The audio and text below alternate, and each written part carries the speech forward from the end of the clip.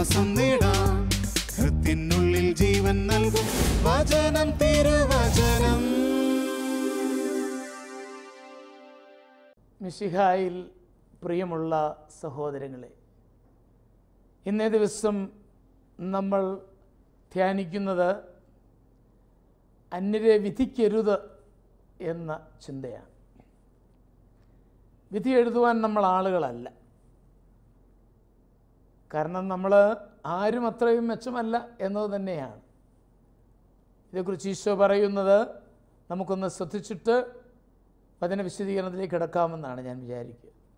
മത്തായിയുടെ സുവിശേഷം 7-ാം അധ്യായം 1 മുതൽ 6 വരെ വാക്യങ്ങൾ നമുക്കൊന്ന് ശ്രവിക്കാം. വിധിക്കപ്പെടാതിരിക്കുവാൻ നിങ്ങളും വിധിക്കരുത്. നിങ്ങൾ വിധിക്കുന്ന വിധിയാൽ തന്നെ നിങ്ങളും വിധിക്കപ്പെടും. നിങ്ങൾ അളക്കുന്ന അളവ് കൊണ്ട് തന്നെ നിങ്ങൾക്കും അളന്നു കിട്ടും. നീ സഹോദരൻ്റെ കണ്ണിലെ കരട് കാണുകയും നിൻ്റെ കണ്ണിലെ തടിക്കഷ്ണം ശ്രദ്ധിക്കാതിരിക്കുകയും ചെയ്യുന്നത് എന്തുകൊണ്ട്? അഥവാ നിൻ്റെ കണ്ണിൽ തടിക്കഷ്ണമിരിക്കെ സഹോദരനോട് ഞാൻ നിൻ്റെ കണ്ണിൽ നിന്ന് കരടെടുത്തു കളയട്ടെ എന്ന് എങ്ങനെ പറയും? കപടനാട്ടിക്കാരാ, ആദ്യം സ്വന്തം കണ്ണിൽ നിന്ന് തടിക്കഷ്ണം എടുത്തു മാറ്റുക. അപ്പോൾ സഹോദരൻ്റെ കണ്ണിലെ കരടെടുത്തു കളയാൻ നിനക്ക് കാഴ്ച തെളിയും. വിശുദ്ധമായത് നായ്ക്കൾക്ക് കൊടുക്കരുത്.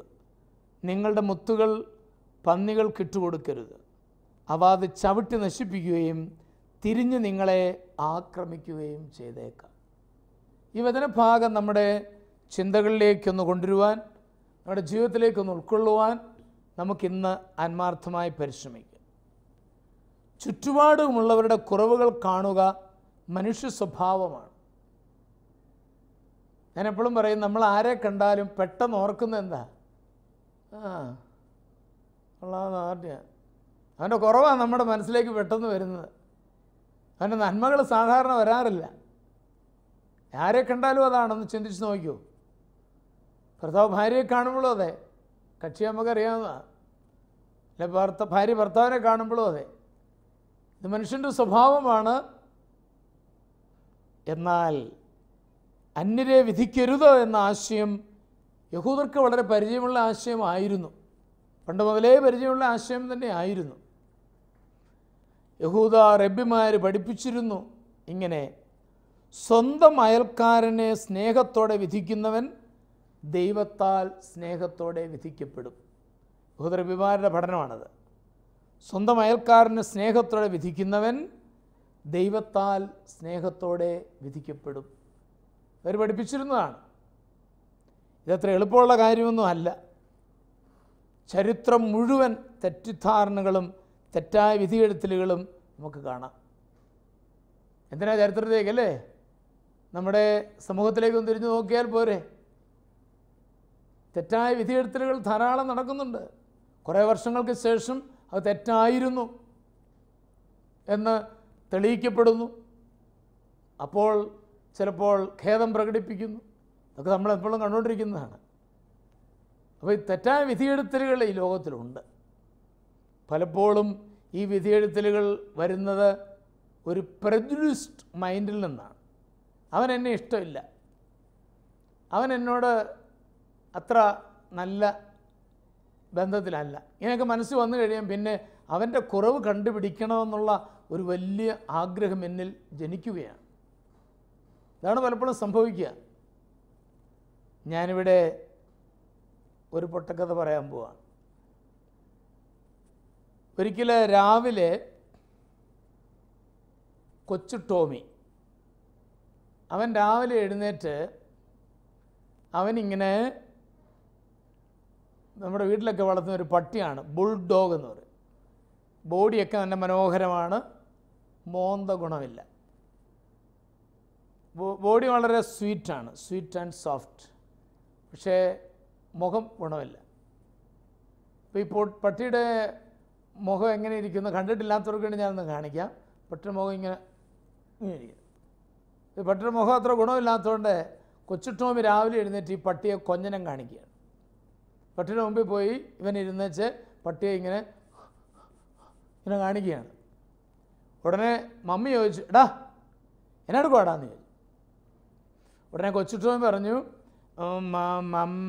മമ്മി ഇവനാദ്യം തുടങ്ങിയതെന്ന് പറഞ്ഞു. ഉടനെ മമ്മി പറഞ്ഞത് എന്താണെന്ന് നമുക്കറിയാം. എൻ്റെ കുഞ്ഞെ, അതിൻ്റെ മോന്ത അങ്ങനെയാണ്, അതിൻ്റെ മോന്ത അങ്ങനെയാണ്, അതിനെ മാറ്റാൻ പറ്റത്തില്ല. അതിൻ്റെ മോന്ത എങ്ങനെയാണെന്ന് പറഞ്ഞു. നിൻ്റെ മോന്ത എന്തിനാണ് നീ വെളുപ്പിക്കുന്നത് എന്ന് മമ്മി ചോദിക്കുകയുണ്ടായി. ഇനി നമ്മുടെ കാര്യത്തിലേക്ക് വരാം. ചിലർ ചില ഇടപെടലുകളിൽ ചിലപ്പോൾ വേണ്ടതുപോലെ ഇടപെട്ടുന്നില്ലെന്ന് വരും. അവർ ഗൗരവമായിരിക്കാം, അവരുടെ ഡീലിങ്സ് മോശമായിരിക്കാം. പക്ഷേ നമ്മുടെ മോന്ത അതനുസരിച്ച് മാറ്റുന്നത് ഒരിക്കലും ശരിയല്ല. ഇതുതന്നെയാണ് ഞാൻ പറഞ്ഞു വരുന്നത്. പലപ്പോഴും നമ്മൾ ആ അവസരത്തിൽ ചിന്തിക്കാറില്ല. ഞാൻ സമ്മതിച്ചിരിക്കുന്നു. ഒരാൾ നമ്മളോട് അരിശപ്പെടുമ്പോൾ നമുക്കറിയാതെ അരിശം വരികയാണ്. ഒരാൾ നമ്മളോട് സ്നേഹരാഹിത്യം പ്രകാശിപ്പിക്കുമ്പോൾ നമ്മളും അത്ര സ്നേഹത്തോടെ ഇടപെടേണ്ടെന്ന് വെക്കും. ഒരാൾ വലിയ ഗൗരവമായിട്ട് സംസാരിക്കുമ്പോൾ നമ്മളും ഗൗരവമാകും. ഇതൊക്കെ മാനുഷികമായി നമ്മൾ ലോകത്തിൽ കാണുന്ന കാര്യങ്ങളാണ്. എന്നാൽ ഇവിടെ കർത്താവ് പറയുന്നത്, നീ വിധിക്കേണ്ട. എളുപ്പമുള്ള കാര്യമല്ലെന്ന് ഞാൻ സമ്മതിച്ചിരിക്കുന്നു. തെറ്റായ വിധിയെടുത്ത് നടത്താത്തവർ പൊതുവെ ആരും തന്നെ കാണുകയില്ല. ചില പ്രത്യേക സാഹചര്യങ്ങളൊക്കെ വരുമ്പം നമ്മളും, എന്നെ കേട്ടുകൊണ്ടിരിക്കുന്ന നമ്മൾ ഓരോരുത്തരും ചിലപ്പോൾ തെറ്റായ വിധിയെഴുത്തുകൾ നടത്തിയവരായിരിക്കാം.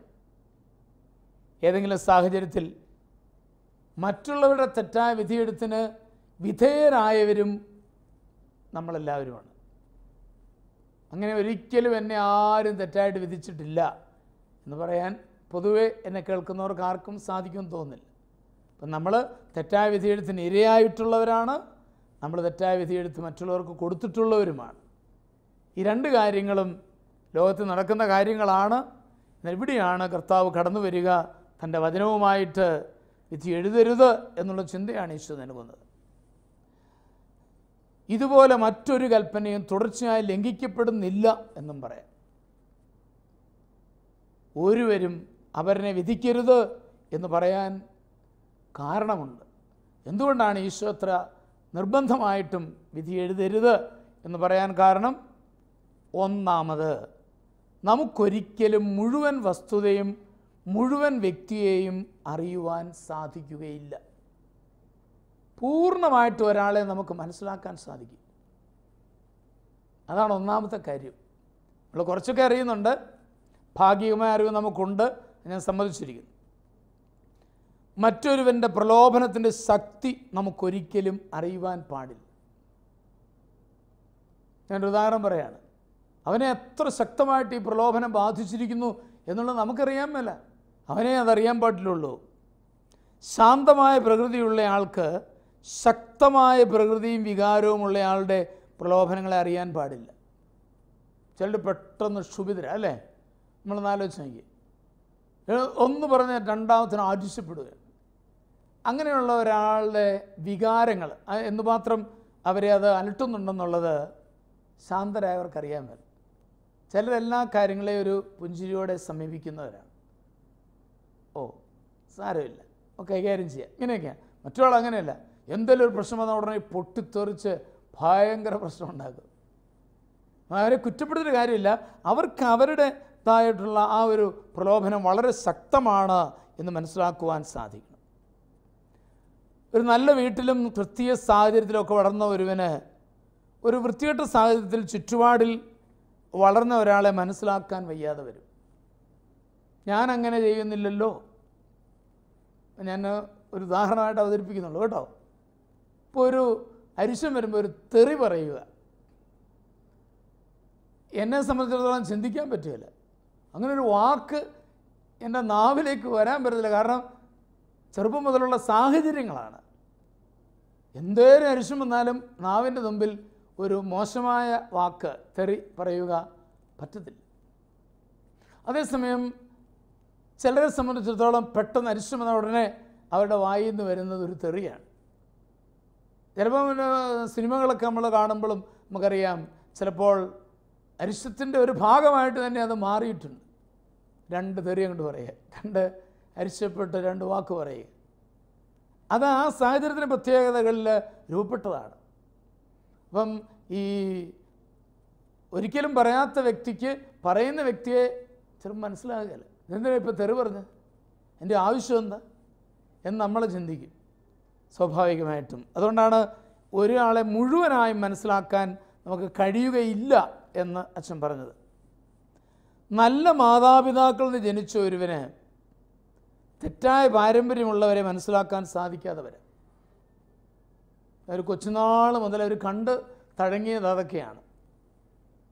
അതേസമയം നല്ല മാതാപിതാക്കളുടെ നല്ല രീതികളെല്ലാം കണ്ട് വഴങ്ങിയിട്ടുള്ള ഒരാൾക്ക് മറ്റൊരാളിൻ്റെ ജീവിതത്തെ മനസ്സിലാക്കാനായിട്ട് ബുദ്ധിമുട്ട് വരും. ചുരുക്കത്തിൽ നമ്മൾ ചിലരുടെ സാഹചര്യങ്ങൾ മനസ്സിലാക്കിയാൽ അവരിത്ര നല്ലവരായിരിക്കുന്നതിൽ നമ്മൾ അതിശയിക്കും. എന്നോടൊരിക്കലൊരു റെവറൻഡ് സിസ്റ്റർ ടീച്ചർ, പഠിപ്പിക്കുന്ന ടീച്ചറാണ്, ഈ സിസ്റ്റർ പറയുമായിരുന്നു, ചില കുട്ടികളുടെയൊക്കെ വീടുകൾ സന്ദർശിക്കുമ്പോൾ അയ്യോ അവരിത്ര നല്ലവരാണല്ലോ എന്ന് അതിശയിച്ചിട്ടുണ്ട്. കാരണം ആ പശ്ചാത്തലത്തിൽ നിന്നല്ലേ അച്ഛാ അവർ വരുന്നത്. അവരുടെ പശ്ചാത്തലം ചിന്തിച്ച് നോക്കുമ്പം ഇത്ര നല്ലവരാകാനായിട്ട് നമ്മളെ കൊണ്ട് പറ്റത്തില്ല. നമ്മൾ ആ പശ്ചാത്തലത്തിൽ പോയാൽ പെട്ടുപോകും. പക്ഷെ അവിടെ നിന്ന് വന്ന ഇവർ ഇത്ര നല്ലവരാണല്ലോ എന്ന് ചിന്തിച്ചിട്ടുണ്ട് എന്ന് എന്നോട് ഷെയർ ചെയ്തിട്ടുണ്ട്. മുഴുവൻ വ്യക്തിയെയും നമ്മൾ അറിയുന്നില്ല. ചില പ്രത്യേക സാഹചര്യങ്ങൾ ചിലർ ഉണർന്നെഴുന്നേൽക്കുന്നത് നമ്മൾ കണ്ടിരിക്കും. ചില പ്രത്യേക മുഴുവനായിട്ട് അവരുടെ കഴിവുകളോ അവരുടെ സിദ്ധികളോ ഒന്നും നമ്മൾ അറിയുന്നില്ല എന്നുള്ളതും പ്രത്യേകം ഓർക്കേണ്ടതാണ്. ചില സാഹചര്യങ്ങളിൽ അവരുടെ കഴിവുകൾ പ്രകടമാകുന്നു. ചില പ്രത്യേക അവസരങ്ങളിലാണ്. അതവരുടെ അന്തർലീനമായി കിടക്കുന്ന കഴിവുകളാണ്. ചില പ്രത്യേക സാഹചര്യങ്ങളിൽ അത് പ്രകടമാകുന്നു. ഇപ്പോഴാണ് അവൻ്റെ തനിനിറം മനസ്സിലായത് ചിലപ്പോൾ നമ്മൾ പറയാറുണ്ട്.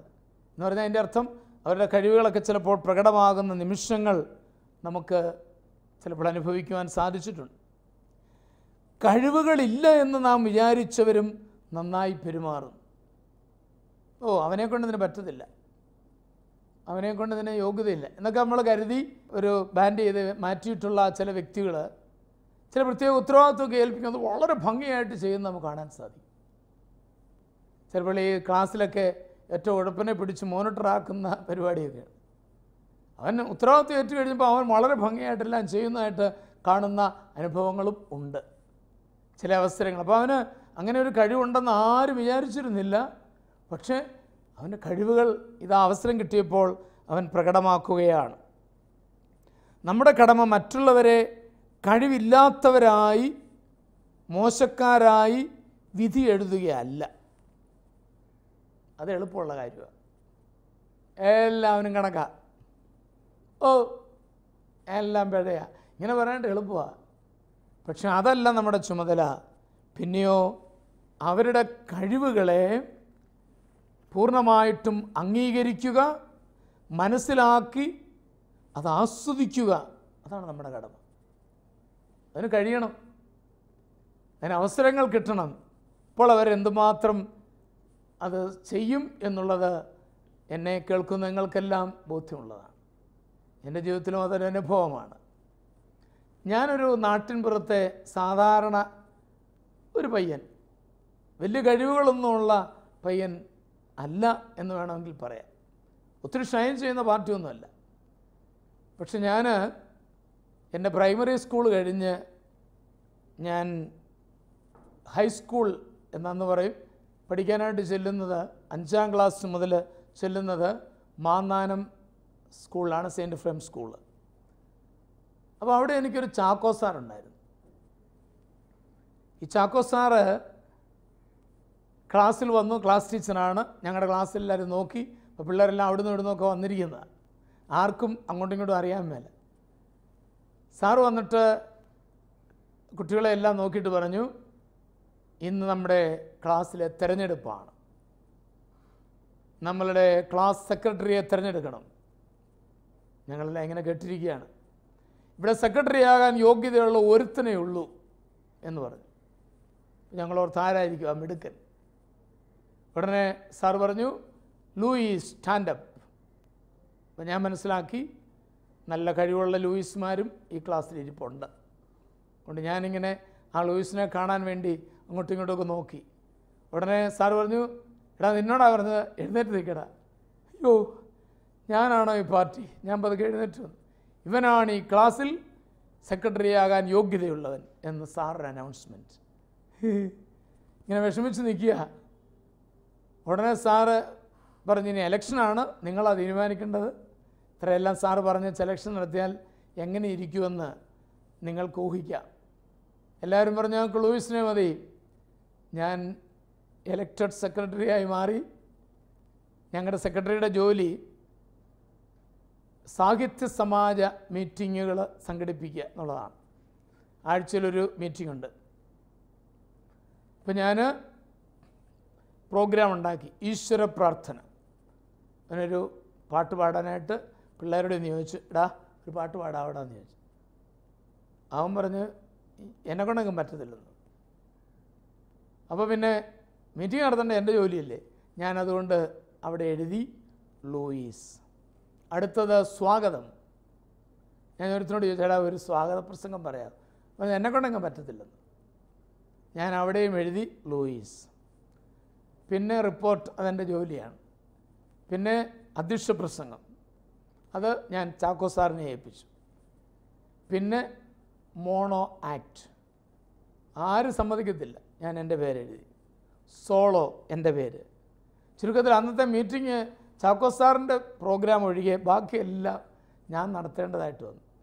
ചാക്കോ സാർ പറഞ്ഞു, ഇനി ഇങ്ങനെ പറ്റത്തില്ല, വൺ മാൻ ഷോ ആണിത്, അതുകൊണ്ട് നിങ്ങളെല്ലാവരും വേണം. കഴിഞ്ഞപ്പം പിന്നെ അവരൊക്കെ അടുത്ത മീറ്റിങ്ങിന് മുതൽ വരാൻ തുടങ്ങി. ചുരുക്കത്തിൽ ഇതെന്നെ അറിയാതെ വളർത്തിയെന്നാണ് ഞാൻ പറയും. എന്നിൽ ഈ കഴിവുണ്ടെന്ന് എനിക്ക് തന്നെ അറിയാൻ പാടില്ലായിരുന്നു. പക്ഷെ ഇത് ചെയ്യേണ്ടി വന്നു, കാരണം എന്നെ ഉത്തരവാദിത്വം ഏൽപ്പിച്ചതാണ്. അങ്ങനെ ഞാൻ 5, 6, 7, 8, 9, 10 എല്ലാ ക്ലാസ്സുകളിലും സെക്രട്ടറിയായി മാറി. 10ാം ക്ലാസ്സിൽ ഞാൻ ജനറൽ സെക്രട്ടറിയായി. ജനറൽ സെക്രട്ടറിക്ക് ഞങ്ങളുടെ സ്കൂളിൽ ഒരു ചുമതലയേ ഉള്ളൂ, സമരം നടത്തുക. എനിക്ക് സമരം നടത്താനും അറിയാൻ മേല. ഒരു പേര് പറഞ്ഞ, എടാ സമരം നടത്തിക്കോണം കേട്ടോ മര്യാദയ്ക്ക് എന്ന് പറഞ്ഞായിരുന്നു. ഞാൻ പറഞ്ഞ ആവശ്യമുണ്ട് നടത്തും. അങ്ങനെ ഇരിക്കെ ഞങ്ങളുടെ അടുത്തുള്ള സിറ്റി കോട്ടയമാണ്. കോട്ടയത്ത് സമരമാണെന്ന് പിള്ളേർ പറഞ്ഞു. അന്നത്തെ കാലത്ത് പിള്ളേർ പത്രം വായിക്കുകയില്ല, ടി വി ഇല്ല. അപ്പോൾ ഞാൻ ചോദിച്ചേട്ടാ എന്തിനാണ് ആ സമരം? ആർക്കും അറിയാൻ മേല. ഞാൻ പറഞ്ഞ കാര്യം അറിയാൻ മേല, സമരം നടത്തിയാൽ എന്നെ സാറ് പിടിക്കും. അത് പറ്റത്തില്ല, നീ പിന്നെ എന്തിനാ സെക്രട്ടറി ആയിരിക്കും. ഇപ്പോൾ ഒരുത്തം പറഞ്ഞ് ഏതാണ്ട് കാസർഗോഡ് ഏതാണ്ട് പ്രശ്നമാണ്. ഞാൻ ചോദിച്ചു കാസർഗോഡ് തന്നെയാണോ? കാസർഗോഡാണ് പ്രശ്നം. എന്നതാ പ്രശ്നം എന്ന് എനിക്കറിയാൻ മേലോ. ഏതായാലും കിട്ടിയ ചാൻസ് ഞാൻ പിള്ളേരെ ഇറക്കി. വിദ്യാർത്ഥി ഐക്യം സിന്ദാബാദ് പിള്ളേരെ വേണം പുറത്തിറക്കി. ഹെഡ് മാസ്റ്റർ എന്നെ വിളിച്ചു, ഇവിടെ വാടാ, എന്തിനാടാ സമരം? ഞാൻ പറഞ്ഞു കാസർഗോഡ് ഭയങ്കര പ്രശ്നമാണ് സാർ എന്ന്. എന്നാൽ പൊക്കോളാൻ പറഞ്ഞു. അയ്യോ എനിക്ക് കാര്യം പിടിച്ചിട്ട് ഏതാണ്ട് പ്രശ്നമുണ്ട് കാസർഗോഡ്, അല്ലെ സാറ് പൊക്കോളാൻ പറയത്തില്ല, നമുക്ക് ബോധമില്ലെങ്കിലും സാറിന് ബോധമുണ്ടല്ലോ. ഏതായാലും ഞാൻ പിള്ളേരെയൊക്കെ നയിച്ച് നേരെ മാന്നാനം കവലയിലെത്തി. പിള്ളേർ പെട്ടെന്ന് എവിടെ നിന്നാണെന്ന് എനിക്കറിയാൻ മേല മൈക്കൊക്കെ സംഘടിപ്പിച്ചു. ഇവന്മാരെന്നെ മൈക്കിൻ്റെ മുമ്പ്, മൈക്ക് വെച്ചിരിക്കുന്നത് വെയിറ്റിംഗ് ഷെഡിൻ്റെ മുകളിലാണ്, എന്നെ പൊക്കി അതിൻ്റെ മുകളിൽ നിർത്തി. പ്രസംഗിക്കടാന്ന് പറഞ്ഞു. ഞാൻ പറഞ്ഞു അയ്യോ എന്തിനാ സമരമെന്ന് അറിയാൻ പോലെ എങ്ങനെ പ്രസംഗിക്കും? പിന്നെ നീ പിള്ളേരെ എന്തിനാ എടുക്കണത്, മര്യാദയ്ക്ക് പ്രസംഗിക്കടാ. ഞാൻ പ്രസംഗം തുടങ്ങി. പ്രസംഗിക്കാതിരിക്കാൻ പറ്റത്തില്ല. മാന്യ മഹാജനങ്ങളെ, വിദ്യാർത്ഥി സുഹൃത്തുക്കളെ, കാസർഗോഡ് ഭയങ്കര പ്രശ്നമാണ്. ഞാൻ പ്രസംഗിക്കുന്നതുകൊണ്ട് പിള്ളേർ കയ്യടി കിയാറ് വിളി. ചുരുക്കം പറഞ്ഞാൽ 10-20 മിനിറ്റ് എന്തിനാ സമരമെന്ന് അറിയാൻ മേലാതെ ഞാൻ പ്രസംഗിച്ച്. ഭയങ്കര കയ്യടി, ഭയങ്കര സന്തോഷം. ഞാൻ താഴെ ഇറങ്ങിയപ്പം എനിക്ക് തോന്നി, എടാ വിഷയം അറിയാതെ തന്നെ 20 മിനിറ്റ് ഈ സമൂഹത്തെ പിടിച്ചു നിർത്തിയല്ലോ. ഇതെന്നിൽ അറിയാതെ രൂപപ്പെടുത്തിയത് എൻ്റെ കഴിവിനെ പറ്റിയുള്ള ഒരു ബോധ്യം എന്നിൽ ജനിപ്പിക്കുകയാണ്. ഞാൻ നിങ്ങളുടെ മുമ്പിൽ ഇന്ന് പങ്കുവെക്കാൻ കാരണം, ചില അവസരങ്ങളിൽ ചില കഴിവുകൾ ചിലർ പ്രത്യക്ഷപ്പെടും. അപ്പോൾ നമ്മൾ അവസരം കൊടുക്കുമ്പോൾ അത് വികസിക്കും. അത് അംഗീകരിക്കാൻ, അത് അപ്രീഷിയേറ്റ് ചെയ്യാനുള്ള ഒരു കഴിവാണ് വാസ്തവത്തിൽ ദൈവം നമ്മളിൽ നിന്നും ആഗ്രഹിക്കുന്നത്. രണ്ടാമത്, പൂർണ്ണമായും പക്ഷാഭേദമില്ലാതെ വിധിക്കുക അസാധ്യമാണ്. പെട്ടെന്നുണ്ടാകുന്ന പ്രതികരണമാണ് പലപ്പോഴും നമ്മെ നയിക്കുന്നത്. മനുഷ്യന് പൂർണ്ണമായും പാർഷ്യാലിറ്റി ഇല്ലാതെ ഇരിക്കാൻ അസാധ്യമാണ്. അതുകൊണ്ട് നമ്മൾ വിധിക്കരുത് എന്നതാണ് അച്ഛൻ പറഞ്ഞു വരുന്നത്. അപ്പോൾ നമ്മൾ അറിയാതെ നമ്മൾ ചെറിയ ഇഷ്ടങ്ങളും ഇഷ്ടക്കേടുകളും ഒക്കെ വരും. അതുകൊണ്ട് നമ്മുടെ മനോഭാവങ്ങൾ ഇതിന് പുറകിലുണ്ട് എന്ന് മനസ്സിലാക്കിക്കൊണ്ട് നമ്മൾ പക്ഷാഭേദമില്ലാതിരിക്കാൻ ബുദ്ധിമുട്ടുള്ളതുകൊണ്ട് വിധി ഒഴിവാക്കണം എന്നാണ് ഈശോ പറയുക. മൂന്നാമതായിട്ട് ഈശോ പറഞ്ഞു, ആരും മറ്റുള്ളവനെ വിധിക്കുവാൻ മാത്രം നല്ലവനല്ല എന്ന്. ചെറിയ ഉദാഹരണത്തിലൂടെയാണ് ഈശോ അത് അവതരിപ്പിച്ചത്. തടിയും കരടും. കുറ്റമില്ലാത്തവന് മാത്രമേ മറ്റുള്ളവരുടെ കുറ്റങ്ങൾ കാണാൻ അവകാശമുള്ളൂ. വിമർശിക്കുന്നവൻ ഇതിനേക്കാൾ മെച്ചമായി ചെയ്യുവാൻ തയ്യാറുള്ളവനായിരിക്കണം. ആ സാഹചര്യത്തിൽ ജീവിക്കുവാൻ തയ്യാറുള്ളവനായിരിക്കണം. നമ്മുടെ ജീവിതം ഒത്തിരി തിരുത്തുവാൻ നമുക്കുണ്ട്. നമ്മുടെ കുറവുകളെ കണ്ടുപിടിച്ച് നമുക്ക് തിരുത്താം. മറ്റുള്ളവരുടെ കുറവുകൾ ദൈവത്തിന് നമുക്ക് സമർപ്പിക്കാം. പലപ്പോഴും ഇന്നത്തെ വിമർശനങ്ങൾ മാധ്യമങ്ങളിൽ കേൾക്കുമ്പോൾ നമ്മളൊക്കെ ചിന്തിക്കാറില്ലേ, ഈ പറഞ്ഞയാൾ ഇതിനേക്കാൾ മെച്ചമായിട്ട് ഇത് ചെയ്യുമോ? ഈ പറഞ്ഞയാളിന് ഇതിന് സാധിക്കുമോ? യെസ്, അത് നമ്മുടെ ചിന്തകൾ വരണം. ഞാനൊരു വിമർശനം ഉതിർത്തുമ്പോൾ ഞാൻ എപ്പോഴും പറയാറുണ്ട്, നമ്മളിലേക്കും അത് വിരൽ ചൂണ്ടുന്നുണ്ട്. എനിക്കിതിനേക്കാൾ നന്നായി ചെയ്യാൻ സാധിക്കുമോ എന്ന ഒരു ചോദ്യം, അത് നമ്മൾ ഏറ്റെടുക്കണം. അതുകൊണ്ട് വിമർശനങ്ങൾ ഒഴിവാക്കുക. ഈശോ അതോടൊപ്പം തന്നെ പറഞ്ഞു വെച്ചു, വിശുദ്ധമായത് നായ്ക്കൾക്ക് കൊടുക്കരുത്. എന്താണ് അതിൻ്റെ അർത്ഥം? സഭ പുറത്തു നിന്നും പ്രജാതിക്കാരുടെ തിന്മയാലും അകത്തു നിന്ന് പൊരുത്തപ്പെടുത്തി ലോകത്തോട് യോജിച്ച് ഒരു പുതിയ സഭയുണ്ടാക്കാനുള്ള പ്രവണതയാൽ സ്വാധീനിക്കപ്പെട്ടപ്പോൾ അതിനെ രക്ഷിക്കാൻ വിശുദ്ധ കുർബാനയിൽ നിന്ന് മറ്റുള്ളവരെ മാറ്റി നിർത്തുവാൻ ഈ ടെക്സ്റ്റ് ഉപയോഗിച്ചിരുന്നു. എന്ന് പറഞ്ഞാൽ ചില സത്യങ്ങൾ നമുക്ക് എല്ലാവരോടും പറയാൻ സാധിക്കുകയില്ല. അവരെ അതിനൊരുക്കാതെ പറഞ്ഞാൽ ഫലം കിട്ടില്ല എന്നുള്ളതാണ് അതിൻ്റെ അർത്ഥം. ചിലർക്ക് ദൈവവചനം മടയത്തരമായിട്ട് തോന്നാം. ബൗദ്ധികമായ അഹങ്കാരവും പ്രതികരണമില്ലായ്മയും ധാർമ്മിക അന്ധതയും ഒക്കെ വചനം സ്വീകരിക്കുന്നതിൽ നിന്നും ചിലരെ തടയുന്നതാണ്. അതുകൊണ്ട് അങ്ങനെയുള്ള സാഹചര്യങ്ങളിൽ നമ്മൾ ഒരുക്കം കൊടുത്തിട്ട് വേണം വചനം അവരോട് പറയാൻ എന്നാണ് ഇതിൻ്റെ അർത്ഥം. ഇവരെ വെറുതെ വിടരുത് എന്നാണ് അവിടെ പറയുന്നത്. പിന്നെയോ, വാക്കുകൾക്ക് നേടാനാവാത്തത് ക്രിസ്തീയ ജീവിതം കൊണ്ട് നേടാനാവും. ഇപ്പം ഒരു ചെറിയ ചിന്ത ഉണ്ടാകാം, മുത്തുകൾ പന്നിക്കിട്ടുകൊടുക്കരുത്.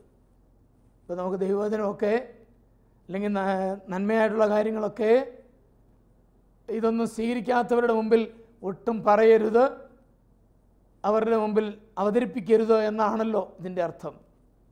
അപ്പോൾ അവരെയൊക്കെ അങ്ങ് വെറുതെ വിട്ടേക്കാം, അവരൊക്കെ അവരുടെ വഴി നോക്കട്ടെ എന്ന് വിചാരിക്കരുത്.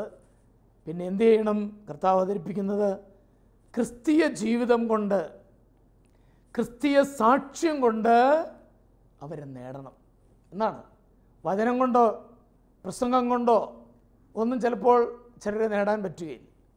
അതുകൊണ്ട് അവരെ നമ്മുടെ ജീവിത സാക്ഷ്യം കൊണ്ട്, നമ്മുടെ പെരുമാറ്റം കൊണ്ട് നേടണം എന്നാണ് ഈശോ ഇവിടെ അവതരിപ്പിക്കുക. പോത്തിൻ്റെ മുമ്പിൽ, പോത്തിൻ്റെ വായിൽ വേദം ഓതിയിട്ട് കാര്യമില്ല, നാട്ടിൽ പറയാറുണ്ട്. അതുതന്നെയാണ് ഏകദേശം ഇതിൻ്റെ അർത്ഥം. പക്ഷെ അവരെ വിടണമെന്നല്ല ഈശോ പറയുന്നത്, അവരെ ജീവിതം കൊണ്ട് നേടിയെടുക്കണം എന്ന് തന്നെയാണ് കർത്താവ് പറയുക. അതുകൊണ്ട് ആ അർത്ഥത്തിലും കർത്താവിൻ്റെ വചനം കൊടുക്കുവാനും സാക്ഷ്യമായി മാറുവാനും എല്ലാവരെയും ഉൾക്കൊള്ളുവാനും നമുക്കേവർക്കും കഴിയട്ടെ എന്ന് വളരെ സ്നേഹപൂർവ്വം ഓർമ്മിപ്പിക്കുകയാണ്. വിധി എഴുതാതെ ജീവിത സാക്ഷ്യം കൊണ്ട് മറ്റുള്ളവരെ സ്വന്തമാക്കുവാൻ നിങ്ങൾ കഴിയട്ടെ എന്ന് വളരെ സ്നേഹപൂർവ്വം അനുസ്മരിപ്പിച്ചുകൊണ്ട് ആഹ്വാനം ചെയ്തുകൊണ്ട് നമുക്ക് പ്രാർത്ഥിക്കാം. നല്ലവനും സ്നേഹനിധിയുമായ പൊന്നുതമ്പുരാനെ, പലപ്പോഴും ഞങ്ങൾ മറ്റുള്ളവരെ വിധിക്കുന്നവരാണ്. ആ വിധിയെഴുത്തലുകളെ ഉപേക്ഷിച്ചുകൊണ്ട് ഒരു പുതിയ ചൈതന്യത്തോടുകൂടി എല്ലാവരെയും മനസ്സിലാക്കുവാൻ, അവരെ പ്രോത്സാഹിപ്പിക്കുവാൻ, അവരെ അംഗീകരിക്കുവാൻ ഞങ്ങളെ അനുഗ്രഹിക്കണമേ. ജീവിതം കൊണ്ട് മറ്റുള്ളവർക്ക് സാക്ഷ്യമായി മാറുവാനും ഞങ്ങളെല്ലാവരെയും ശക്തിപ്പെടുത്തണമേ. പിതാവും പുത്രനും പരിശുദ്ധാത്മാവുമായ സർവേശ്വര എന്നേക്കും ആമേൻ.